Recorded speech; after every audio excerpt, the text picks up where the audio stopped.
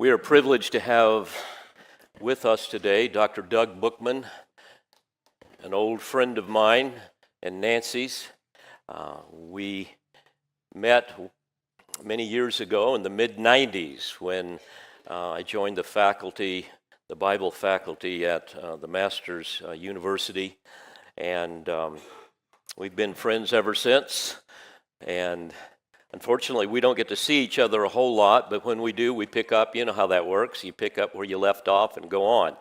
But he and his wife, Diane, befriended us in a very dear way when we lived in California, and I've had great respect for Doug Bookman down through the years. He's a professor of Old and New Testament exposition at the Shepherd's Theological Seminary in Cary, North Carolina.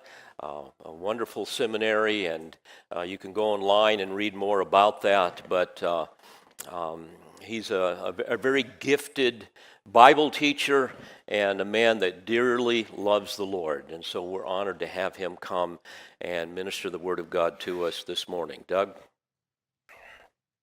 Thank you, my man.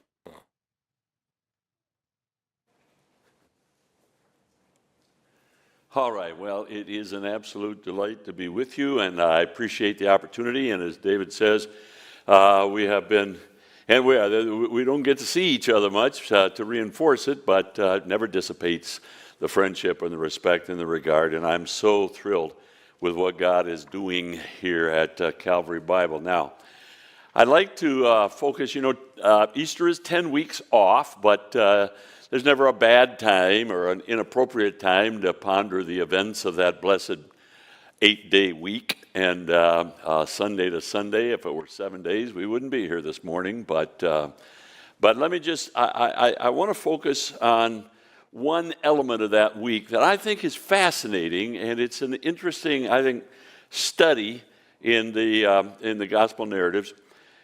And to introduce it, I want to ask the question. I want to talk about the Triumphal Entry. Sunday morning, when Jesus rode into the city in fulfillment of 3 deliberate lines of Old Testament predictive prophecy, and was welcomed wildly. The whole city turned out to welcome him. And I want to ask you this question, or I want to ponder this question. How did Jesus get away with the Triumphal Entry? Now, what I mean by that is you got to understand that at this point in the history of the world, at this point, the Roman Empire was neonate. It formally dates itself, or historians date it from 27 BC, and this is 33 AD. So the Roman Empire is newly minted, if you don't mind, and in establishing themselves, without going into the Punic Wars and the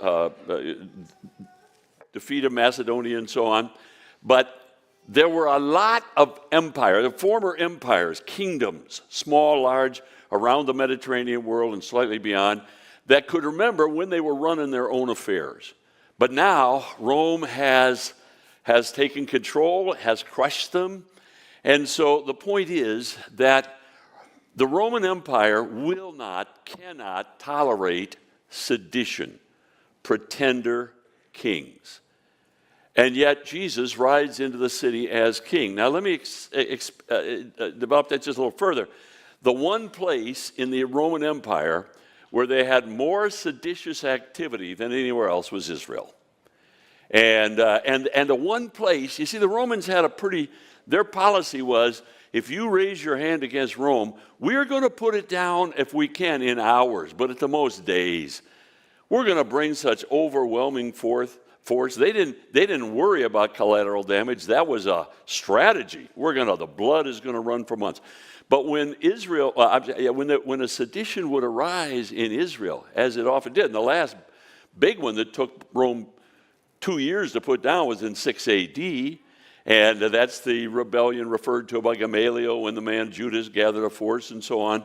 So here we are some years later, less than 2 decades later, and the reason that it was so difficult for Rome to put down rebellions in Israel is because, I like to say, Israel is like one big paintball arcade. Do you still do paintball? I mean, it's just made for guerrilla warfare. And Rome knew overwhelming phalanx force, and so they would not, they were especially skittish about rebellions, pretender kings in Israel. And the one place where it most often happened was Jerusalem. And the one season of the year when it was most likely to erupt was Passover. Why? Well, what is every Jewish person thinking about at Passover? They're thinking about a time. I'm thinking about my computer here. It's very fussy. I got to make sure they keep the power. I'll be in trouble. They're thinking about the Exodus. They're thinking about the time when, in fulfillment of a very specific promise, Genesis 15, God raised up a deliverer and delivered his covenant people.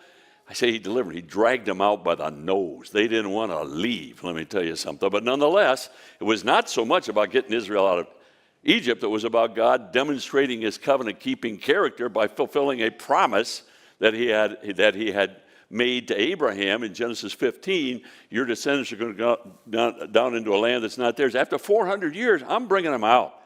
Now, my point is, the whole Jewish world stops to celebrate the fact that there was a time when God, in fulfillment of a promise, delivered his people from a Gentile overlord. Well, guess what?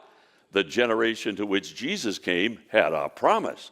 Do you know Daniel 9? He's got a ticking clock, if you don't mind.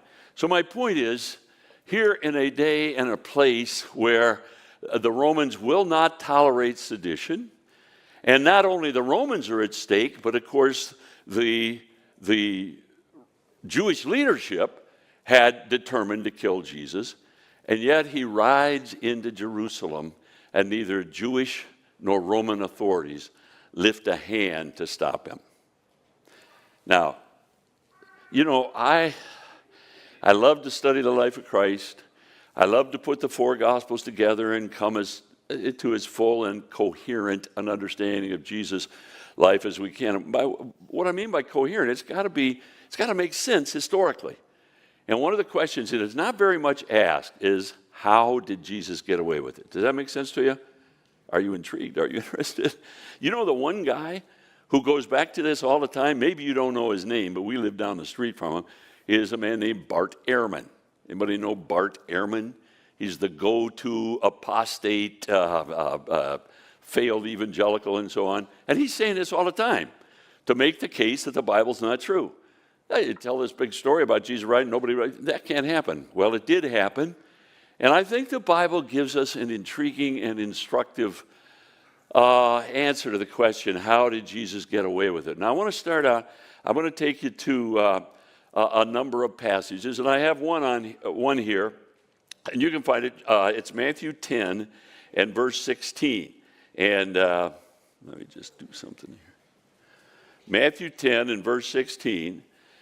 And I hate to just pick a passage off the page, but I can't spend too much time, but suffice it to say, this is a part of that remarkable commissioning sermon or lecture that Jesus gave to his 12 disciples. It's late in the Galilean ministry. Jesus' enemies are gaining greater and greater influence, and Jesus takes the 12 and he sets them out two by two, not to go as independent evangelistic teams, but to go before him as sort of front men. The time is short. And so rather than just Jesus going from place to place, he comes up with a strategy because he lived out what he says right here. He comes up with a strategy to send his disciples out and to announce that he's coming, as it were. In other words, rather than just every little village, go to 2 or 3 villages and say, next Tuesday under the big bay tree in that village over there, the Nazarene miracle worker, by the way, will be here. So he's sending them out. It's urgent. He knows it's urgent. But he says this in verse 16, behold, I send you out as sheep in the midst of wolves, and therefore, now I want to come back to that therefore. He says, be wise as serpents and harmless as doves. And the word that he uses for wise here is not the standard biblical word of skillful living. It means clever. It means strategic. It means very, very deliberately framing their ministry to buy up every possible advantage and put the enemy at every possible disadvantage. It really is to be clever, wise as serpents, but harmless as doves. And without stopping on it, folks, this is, number one, this is your commission and mine. We have no right to be careless with the resources, the spiritual resources that God gives us. But this balance of wise as serpents, but never, ever compromising any principle of morality or ethics and so on, it's really just a beautiful picture. Now, the word therefore, the way it is in the English, and I understand this, but we would think that the thought of the verse is, because you are going as sheep in the midst of wolves, therefore be wise as serpents. Really, the Greek is quite explicit by reason of word order. And what he is saying is this: behold, I am the one sending you. You are going in my name, in my stead, and therefore, because I'm the one sending you, be wise as serpents. In other words, you need to reflect who I am, and therefore be wise as serpents. And we talked yesterday morning just a little bit about the importance of acknowledging the genuine humanity of Jesus and so on, and avoiding the Clark Kent approach to Jesus. And when you're careless in that regard, it's easy to miss this, that Jesus was so clever. And I'm going to walk you through what I think about. Well, I'm going to walk you through it. You decide. The plan, the strategy, the stunningly clever plan that Jesus came up with so that he could, in fact, on the appointed day, enter the city of Jerusalem safely. And I think the Bible gives us the answer. How did Jesus get away with it? And the answer basically is that he was so clever. And listen, folks, I would suggest that the plan that he lays out and the plan that is going to eventuate in his fulfilling those Old Testament prophecies so carefully as he enters the city, it's a plan that you and I could have figured out if we were clever enough. He's not, well, again, he's within the limitations of unfallen humanity. He was clever enough to come up with. All right, now, let me take you to another verse, and that is what I think it's good to start here. And this is what Pastor read just a moment ago. And let me just say, I'm not going to go back over it very much. Well, you need to know what's going on here. Jesus is in Perea. Perea is on the eastern side of the Jordan River, Jordan today. And he's there because just a few weeks ago, we don't know exactly how long, but just a few weeks ago, he had been in Jerusalem for the Feast of Dedication. This is John chapter 10, verse 22. He came to Jerusalem, and it was the Feast of Dedication. By the way, dedication, what's the Feast of Dedication? Do you know? How do we call that? Hanukkah. That's exactly, they're remembering dedicating the temple on the day that Hasmoneans. So it's late December in John chapter 10, and Jesus comes to the feast, and he makes the claim to be, I and the Father are one. That so enrages his Pharisaic enemies. They take up stones to stone him, and because he is so clever, he knew he had to flee, and so he simply leaves Jerusalem, across the Kidron, down the backside of the Mount of Olives, crosses the Jordan River, about 15 miles, and now he's in the region of Herod Antipas. All right, I shouldn't stop, but you see, Rome had been provincialized in 6 AD. In other words, rather than a client kingdom, it had become a province, which means Rome just dispatches governors there. And they were called prefects, and the fifth of those governors was Pilate, all right? So in Judea and Samaria, they are ruled by a succession of Roman governors, and the one at the time is Pilate at this time. Pilate, the Jews in Jerusalem could get Pilate to dance to the tune they piped. They had so much leverage. I could go into it, but on the other hand, Herod Antipas, the Jews had no leverage in Herod Antipas's life. Herod Antipas was one of the three sons to whom Herod the Great had willed his kingdom and so on. He had Galilee to the north and Perea to the east, but like I say, they had no leverage. And so Jesus knew that the Jewish leadership was not going to be able to do him harm if he's in Perea. Does that make sense to you? He's gone there because he's wise as a serpent. Now, while he is there, some Pharisees came and they said, "Get out and depart from here, for Herod wants to kill you." That's Herod Antipas. And this is a cheap ploy.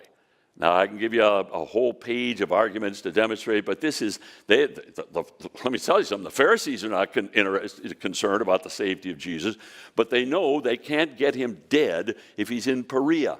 They have to get him over to Judea. And so they come with this trick, and Jesus says, "Nothing doing." Now, look, real quickly, he said to them, "Go tell that fox, behold, I cast out demons and perform cures today and tomorrow, and the third day I'll be perfected." What in the world is that about? And the commentators stumble all over it. Listen, folks, number one, do everything you can. Learn to read the Bible in terms of its own culture. And this is, Jesus is the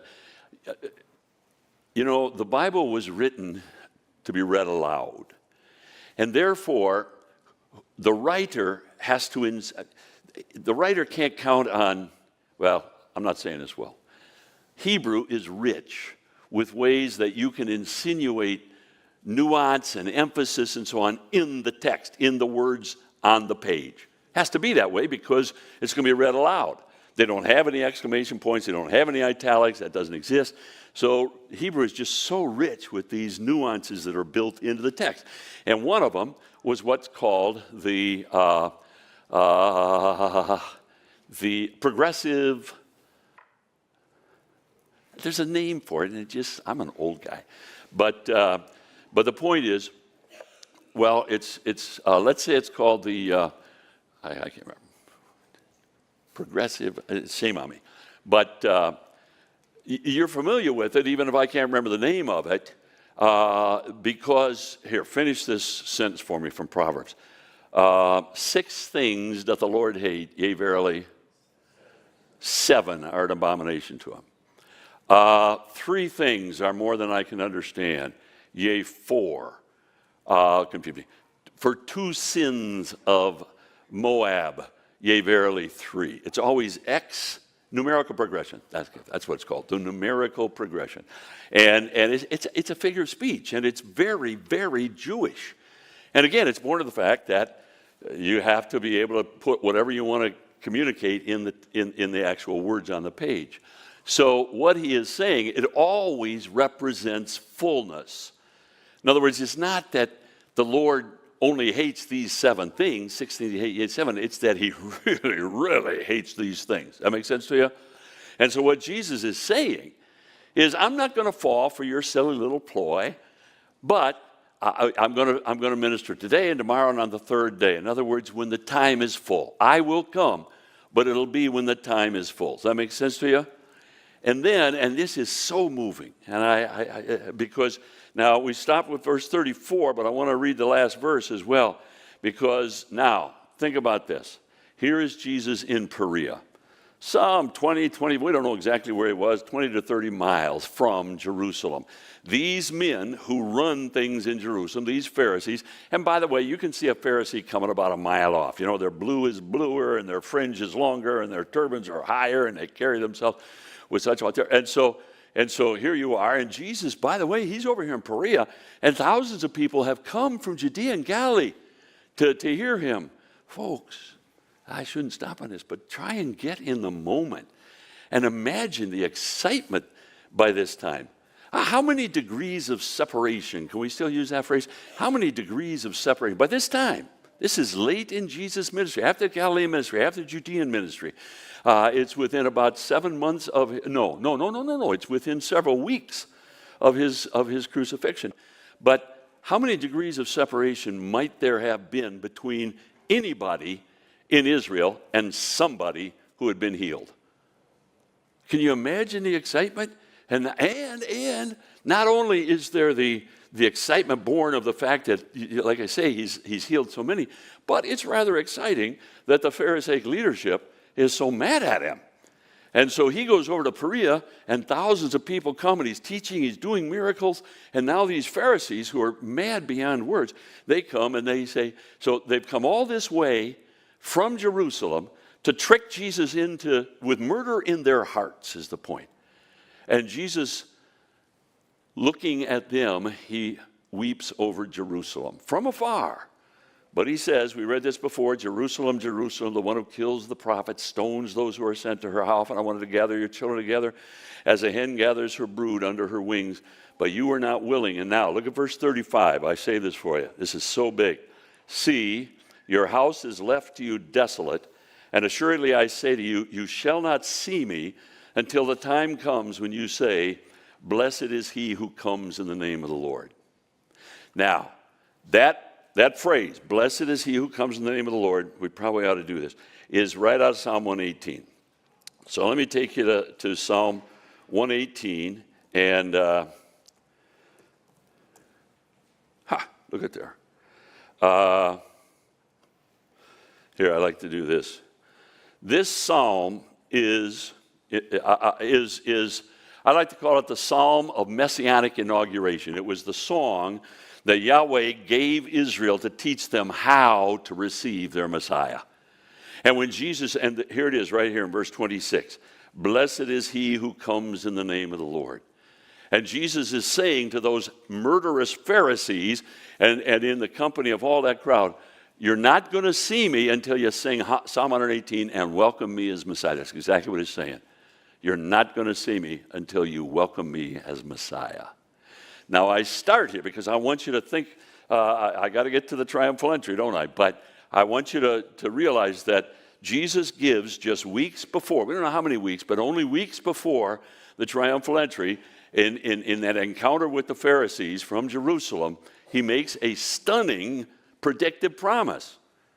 And if you'd have been there that day, you'd have said, ho, ho, ho, that is not going to happen.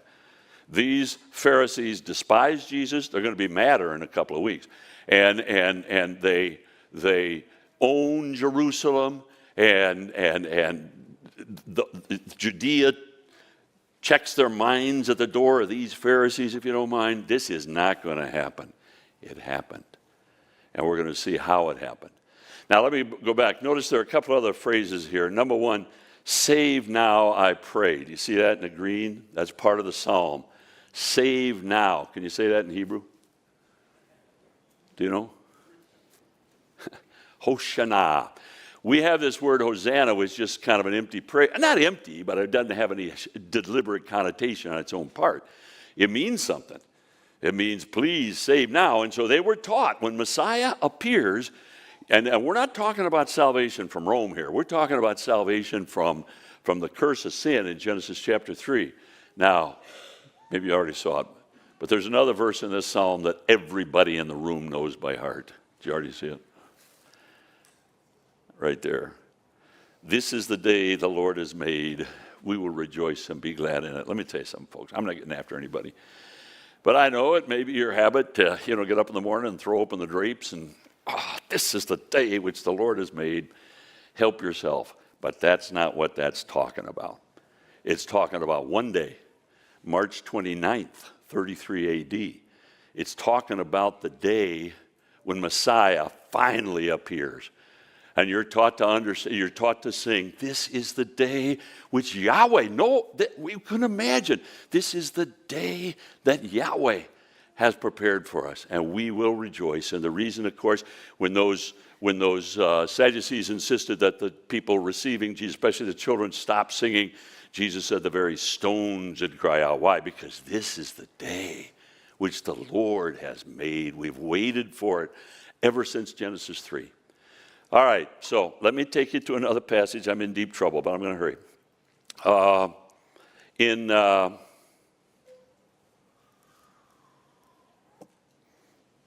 I want to go to John, and specifically to the raising of Lazarus. I had this all set up. What in the world? But I can do it. So let me take you to John, chapter 11. And verse 45. Now, I've got to be really quick here. But this is the raising of Lazarus and how I would like to walk you through this story. But understand this, that this happens within weeks of when Jesus, of the Passion Week and the Triumphal Entry. Very few weeks. He's still in Perea. Somebody comes, the one whom you love is sick. Jesus waits 2 days. We talked about this yesterday morning, so that when he shows up, it's the fourth day. And now the death stench that's going to roll on, that has Martha so concerned, is going to be demonstration that this man, Lazarus, is genuinely dead.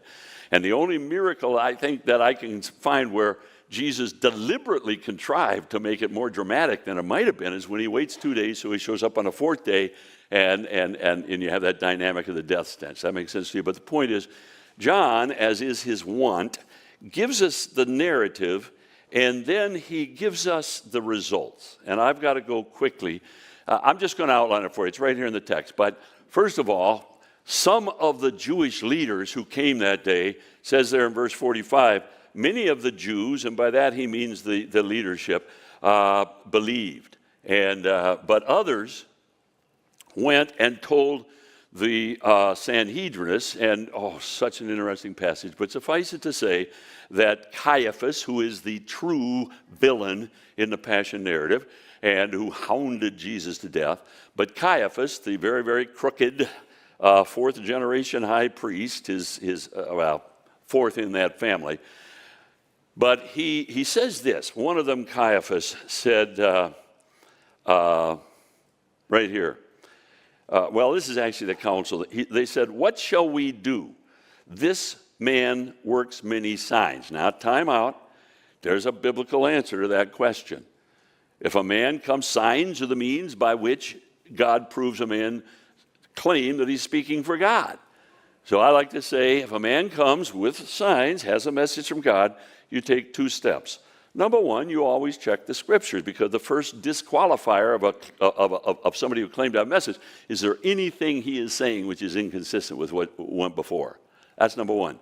Number 2 is you bow the knee. He's speaking for God. So there's an answer to that question, what shall we do? He works many signs. Here's their answers. If we let him alone, everyone will believe in him, and the Romans will come and take away our place and our nation, our cushy spot. And so let me jump down to verse 53. From that day on, they plotted to put Jesus to death. And in verse 57, it says, now the chief priests and the Pharisees had given a command that if anyone knew where he was, he should report it that they might seize him. Look, by the time Jesus gets to the triumphal entry, after this is in Perea. In a little while, he's going to go over to raise, matter of fact, he's going to go over to raise Lazarus from the dead. And do you remember what Thomas said when he said we need to go to minister to him?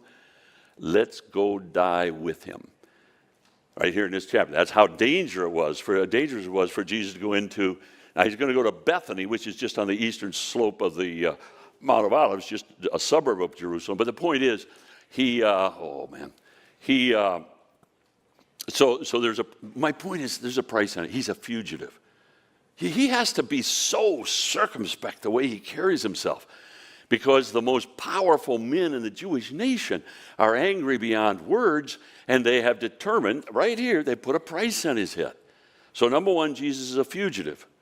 Number 2, this is John's section here, because John is so, I won't get into too much of the Gospel of John, but his habit is not only to give us a full story, but then to tell us exactly how it played out. And in the first place, Jesus is a fugitive. In the second place, right here in verse 54, no, let's go to verse 55 first. Verses 55 and 56, it says, the Passover of the Jews was near, and many went from the country up to Jerusalem before the Passover to purify themselves. All right, quickly. I think you're familiar with this. But Passover is a pilgrimage feast, and Jews came from all over. But if you had incurred any sort of uncleanness, you'd had a communicable disease, you'd touched a human dead body, as a woman you'd born a baby, and so on. Before you could go, you had to report to the priests and be appropriately cleansed according to Levitical law. And so before the Passover happened, before the week arrived, the city would begin to swell with these people who were coming in for purification. And then John gives us this, listen, John is he is very deliberately fleshing out the story in the gospel, in the synoptics.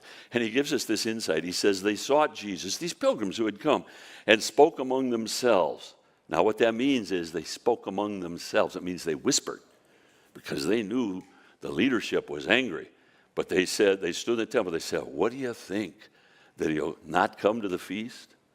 So John tells us that the whole city of Jerusalem is abuzz with the question, do you think the Nazarene's coming? Folks, there's no other show in town. There's nothing going on.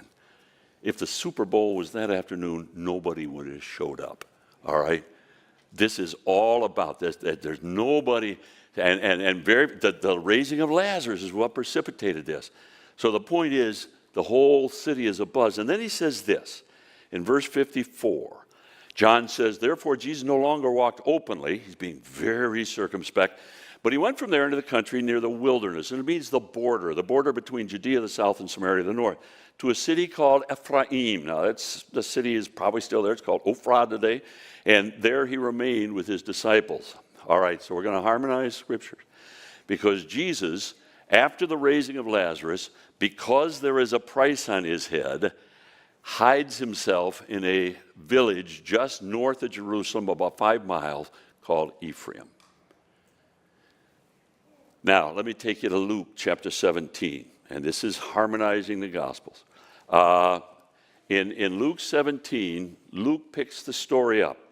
Now, let me say, remember that Jesus was a Galilean. He was raised in Nazareth up until he went to minister. Then he lived out his life even in the Galilee ministry up in Capernaum.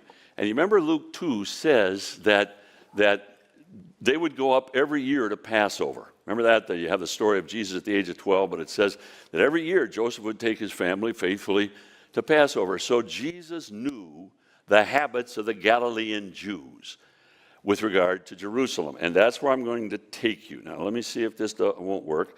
I have a PowerPoint. Can you see that? It's kind of fine, but here's what's at stake. And I've highlighted some things here, but I want to, it said, I should say Luke 17:11, and I gave it there to you there in the King James, because that's the real Bible. No, I'm kidding. Okay, I'm kidding. Don't give me more. But it does. You see, all right, let me just read it. It says, it came to pass, now remember, John has him at Ephraim. I'll point it out to you. You have it there, just north of Jerusalem. I know it's a small map. But it says, as it came to pass, as he went to Jerusalem, that he passed through the midst of, and both the prepositions used and the case endings used, it means exactly that. Now, other translations mess with it. I'll tell you something. I love the King James. I listen to the King James. I was reared in the King James. Okay, it slips out of me, but I don't regard it as the most worthy translation for us. But at any rate, other translations, they have through the coasts of or something. Why? Because you know enough geography looking at the map and anyway to know that if you pass through Samaria and then Galilee, you got Jerusalem in the rearview mirror, right?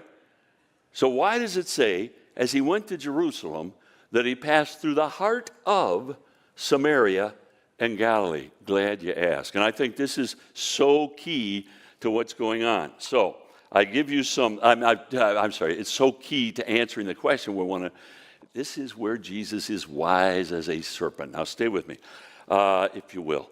Let me just do a little with this map. I've highlighted here.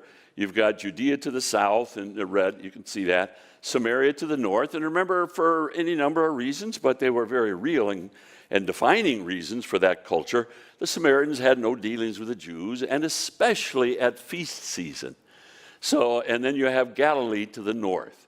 Now, Galilee is the good living, all right? Judea is tough. Judea is a tough place to live, Jerusalem. But way to the north, up around the Sea of Galilee, you have what Josephus calls the ambition of nature.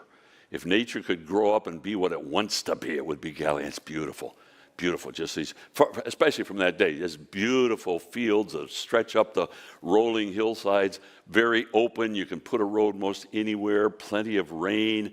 It's just one of the most beautiful spots on earth in every way, especially agricultural. And let me say this, wherever you are in the Bible, know this. You're reading about a people who live from harvest to harvest. Starvation is always a real possibility.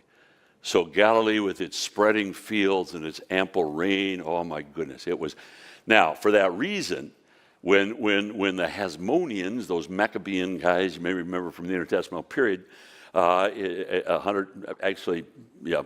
just about 100 years before Christ, 102 I think it was, BC, they had conquered Galilee, and thousands, tens of thousands, probably hundreds of thousands of people who had been living in that little small area around Jerusalem. They came back under Zerubbabel to build the temple and so on, and they had walled the city, but it was tight. And so when it was open, they flooded up to Galilee. Here, why is it that two Davidic families from Bethlehem are living in Nazareth, the family of Mary and the family of Joseph? They were part of that huge emigration. When Jesus ministered, he came to offer himself to the Jews. He had to go to where the Jews were. He spent most of his time, 18 months in Galilee. That's where most of the Jews are. Now, the point is, Jesus understands, and we can reconstruct, the habits of those Galilean Jews when they came down for Passover. Now, watch this. There are two routes by which you can get from Galilee in the north to Jerusalem, to Judea. Are you with me? This is geography, and I just say the word and your eyes glaze over, I know, but it's important, folks.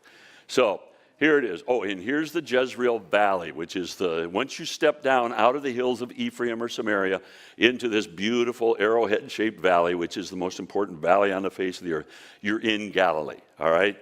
So there are two routes, and their habit, I should say, the habit seems to have been that they would gather many times in the Jezreel Valley. You would never make this trip singly because it was dangerous, no matter what route you took. And so you would gather in large bands, maybe synagogues or villages or clans or whatever, and you would gather there in the valley, and the men would be on the outside and the women and the children on the inside. Remember when Mary and Joseph for a whole day didn't see, they both thought him to be in the company. Remember that? That's what's at stake. So at any rate, so they would gather, and Jesus had done this year by year. Now watch. They could either take from the Jezreel Valley the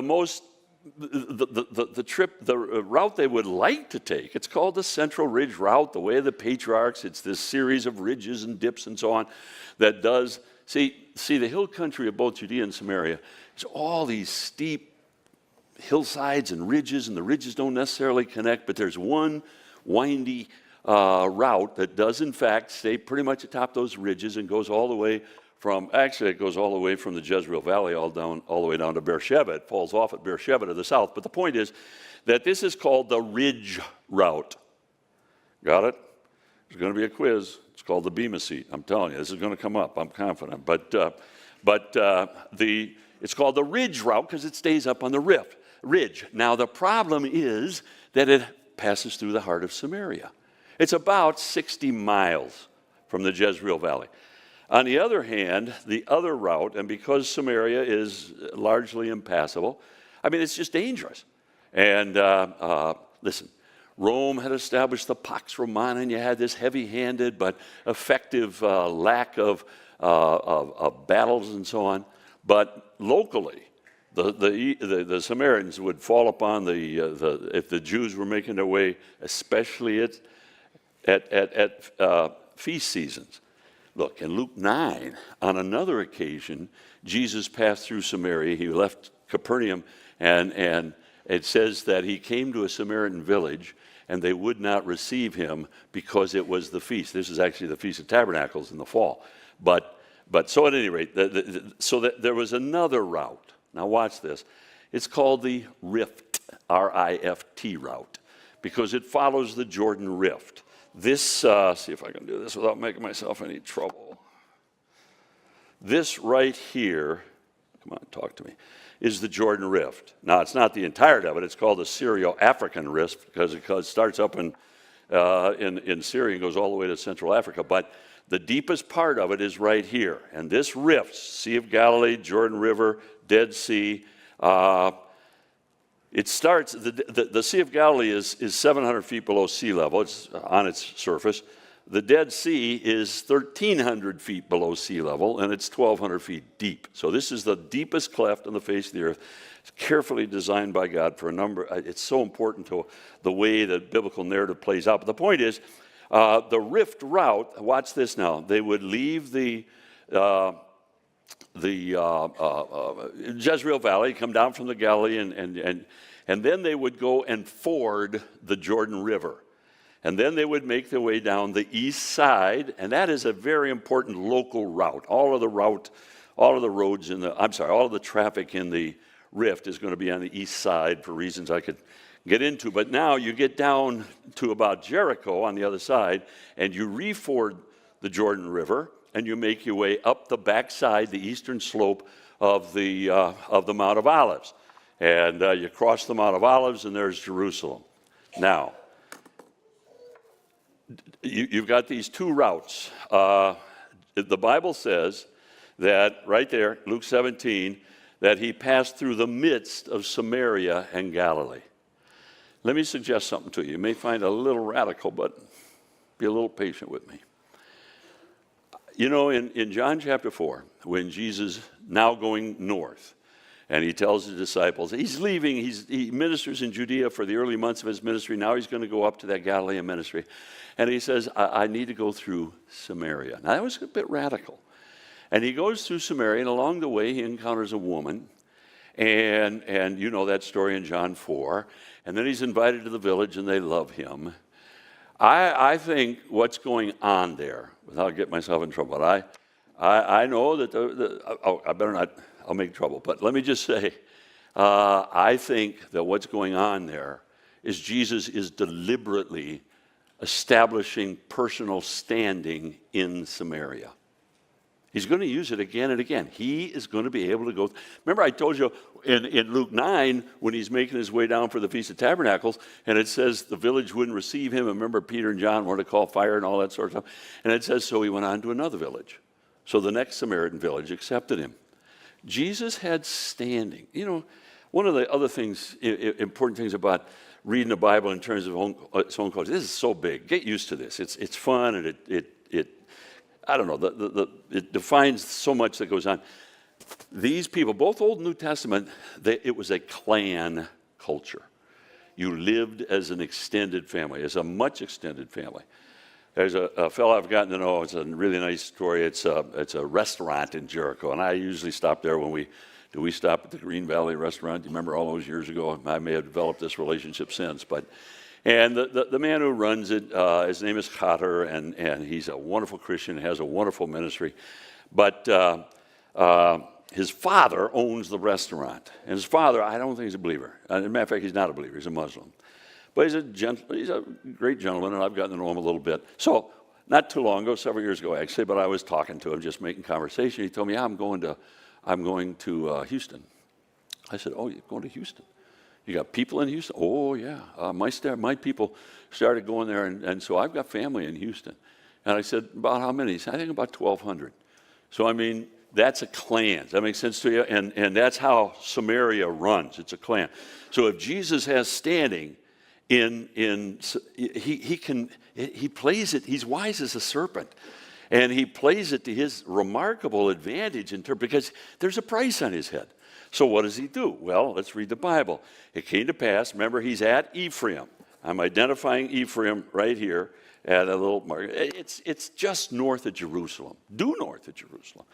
But as he went to Jerusalem, he passed through the midst of Samaria and Galilee. So here is Jesus' route. He makes his way up through Samaria where he is safe because this is feast season and none of those Jewish leaders is going to wander into Ephraim itself, is right on the border. So he knows he's kind of in a safe haven there in Ephraim because the Jewish leaders are not going to try and get in there. They'd be in big trouble. Now he goes north. Now again, remember that thousands of Jews are gathering in Galilee and setting off, not necessarily one group, but these groups are gathering. And so quite clearly, it says in the midst of Galilee, he would be there once he got into the Jezreel Valley.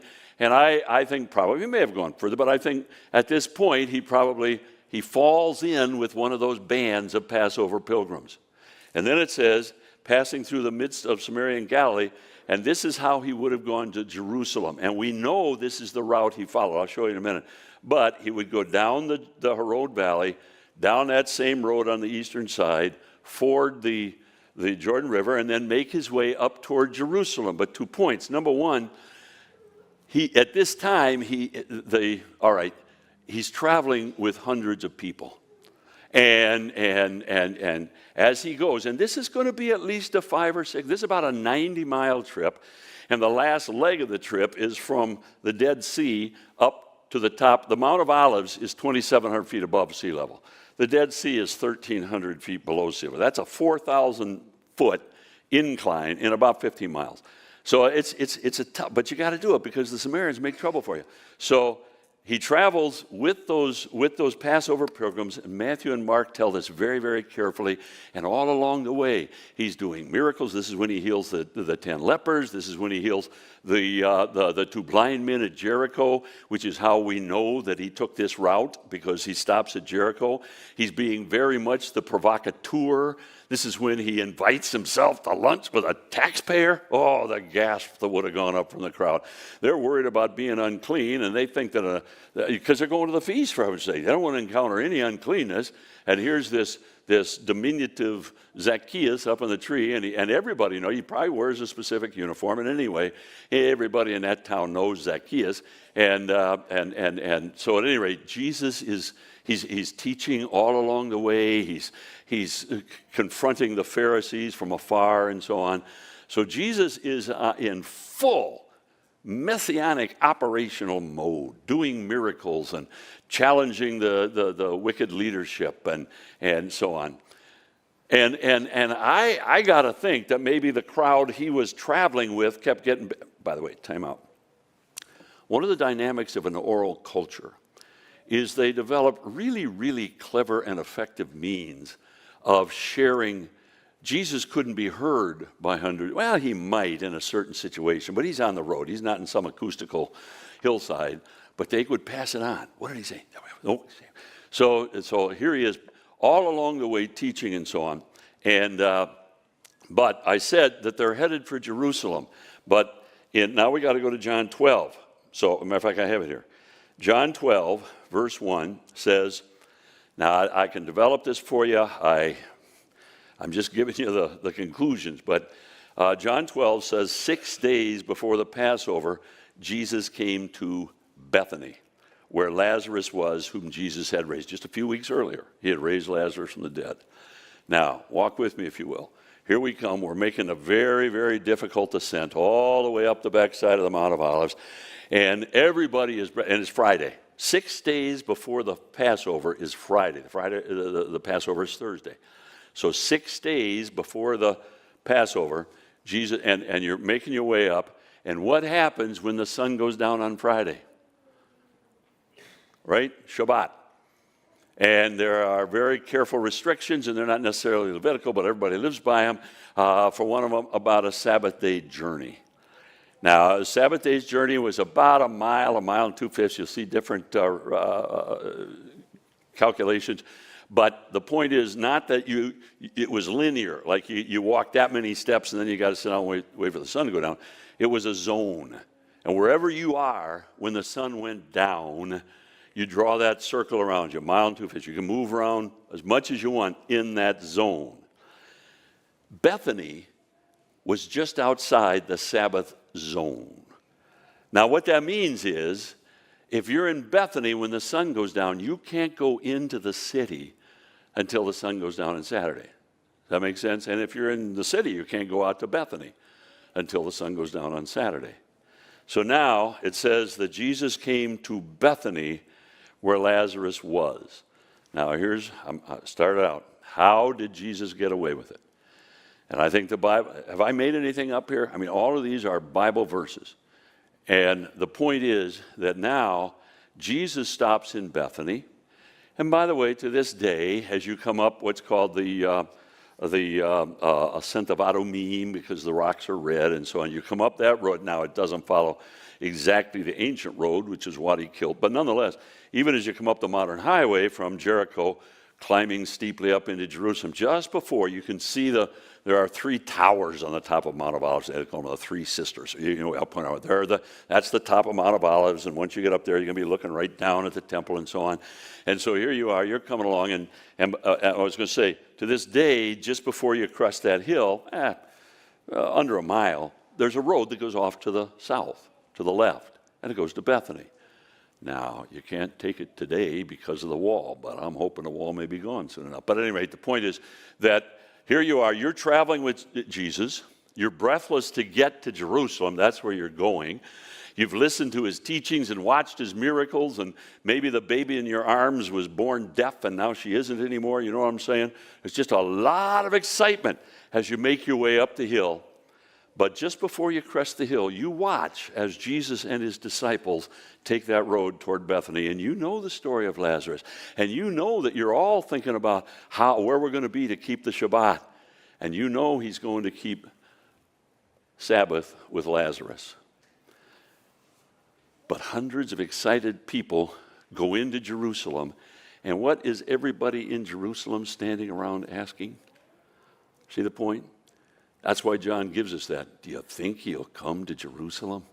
And here are several hundred people who get what I like to call their Warholian 15 minutes, if you know what I'm saying. All of a sudden, because I would argue that all of these hundreds of people went into the city bearing two messages. Number one, he is coming. We know he's coming. We've been traveling with him. That's what they're asking. Is he coming to the feast? You bet. It's so exciting. He's coming to the feast. But number two, he'll be here Sunday morning because he stopped in Bethany. And Bethany is outside the Sabbath zone. So we won't be able to come into the city until Sunday morning. And now, this is Friday. And there are a couple of days for that message to percolate through the city. And the city is crowded beyond what you can imagine. But all of these people, locals and travelers, pilgrims and so on, families and clans, and he began to say, the Nazarene is coming. Now, they may have said to themselves, very likely, my rabbi insists that he's an imposter. So he probably is, but my goodness. My sister had a son who was lame, and he's jumping all over the place today because Jesus healed him. So what can it hurt?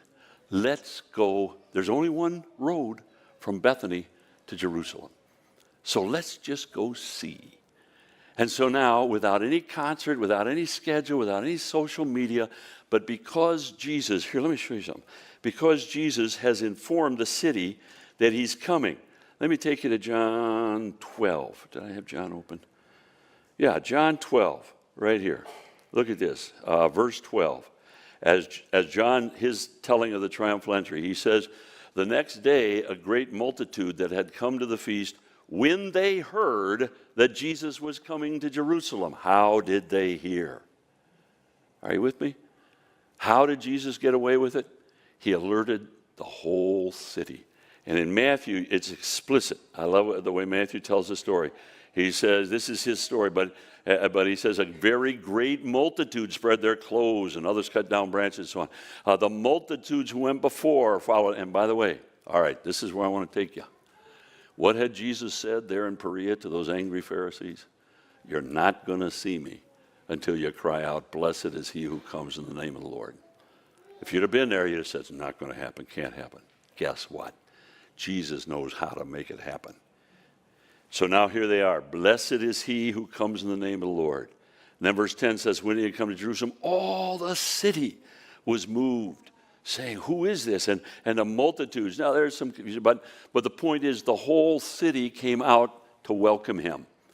And neither the Romans nor the Jews could arrest the whole city. That makes sense to you? Why? How did Jesus get away with it?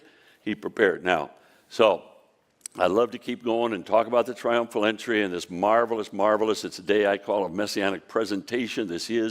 That day is in fact, all throughout his ministry, Jesus had made the claim to be Messiah, but he had to be very circumspect about it. He didn't use the word Messiah of himself because he knew his enemies would make merchandise of that. But now he rides in, and in fulfillment of those three lines of Old Testament prophecy, Zechariah 9, and I think Daniel 9, and Psalm 118, he rides into the city, and they do in fact cry out, blessed is he who comes in the name of the Lord. All right, now I want to take you one other place in Matthew, chapter 23. Let me just get there.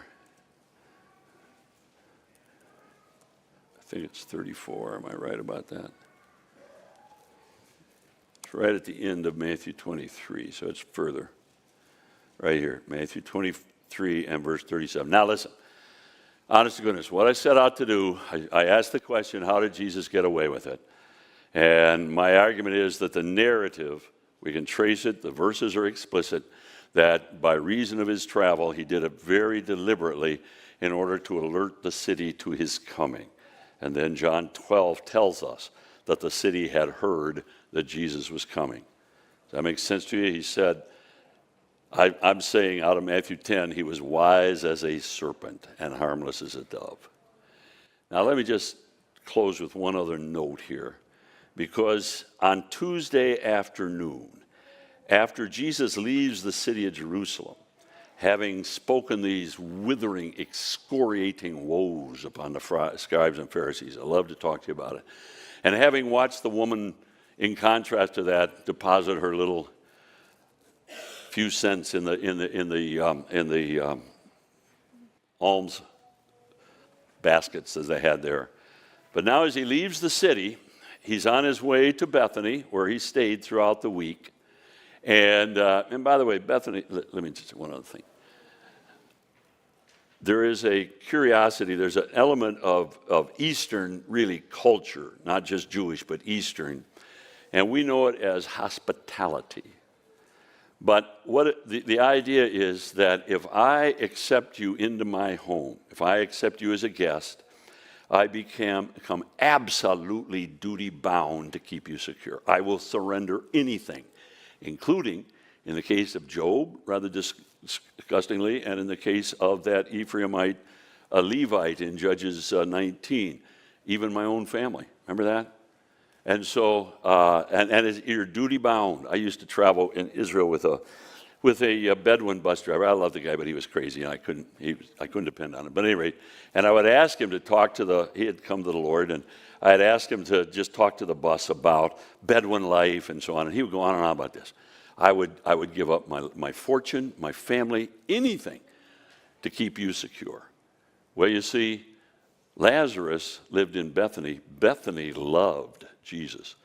So all throughout the Passion Week, he makes his way at night back to Bethany, where he's safe. It's right on the road. There are always people traveling back and forth and so on. So again, so here he is on Tuesday afternoon. He's going out to Bethany, and he's going to cross the Mount of Olives. And when he gets up to the Mount of Olives, you remember his disciples are going to look back at the temple, and they're going to say, wow, look at those buildings and those stones. And Jesus is going to say, not one stone is upon another. But before that, that's Matthew 24, he says this. I'm going to read it out loud. Oh, Jerusalem, Jerusalem, the one who kills the prophets and stones those who are sent to her. How often I wanted to gather your children together as a hen gathers her chicks under her wings. You were not willing. See, your house is left to you desolate. For I say to you, you'll see me no more, till you say, blessed is he who comes in the name of the Lord. Does that sound familiar? That's not parallel. Luke 13 is in Perea, just weeks before the Passover. Now, once again, Jesus says to the city, you're not going to see me until you welcome me as Messiah. This is what thrills my heart. You see, the difference between Luke 13 and Matthew 23 is Luke 13 stands fulfilled. It's the triumphal entry. We know the story. Matthew 23 awaits fulfillment. Now, if you'd have been there on that day and heard Jesus say to those Pharisees, you'll not see me, you'd have said, it's not going to happen. He made it happen. If you know anything, and I don't mean to be disparaging, about the Jewish world and how difficult evangelism is and so on, it is the more mind-numbing to say, how can that happen? Is the nation of Israel in fulfillment of God's absolutely explicit covenant of promise? Are they actually going to, a generation of Israel, come in faith? That's what God promised. And I take it as Ebenezer. He's brought us this far. He'll take us the rest of the way. That here, as we've traced, Jesus made the promise, and he knew how to fulfill it. Now on Tuesday afternoon, he makes another promise. Same promise to a generation. He knows how to fulfill it. Amen and amen. It's going to happen. Father, thank you for we rejoice over who you are. We are surrounded every moment of our lives by your goodness in such dramatic ways, and we're so careless about that. We tend to overlook it, but thank you for who you are. But thank you, Father, for and of all your goodness, the greatest of your gifts is your Son. And thank you for not only the life that he lived and the death that he died, but the absolutely dependable, careful history we have recorded in these 4 Gospels. And thank you, Father, for that day when he announced that he is, in fact, the long-awaited Messiah deliverer. First promise in Genesis 3. We love you for sending him. We love him for coming on our behalf. And it's in his name we praise you. Amen. We pray you've been edified by this presentation. You've been listening to the teaching ministry of Calvary Bible Church in Jolton, Tennessee. For more information on Calvary Bible Church or for more audio, please visit our website at cbctn.org.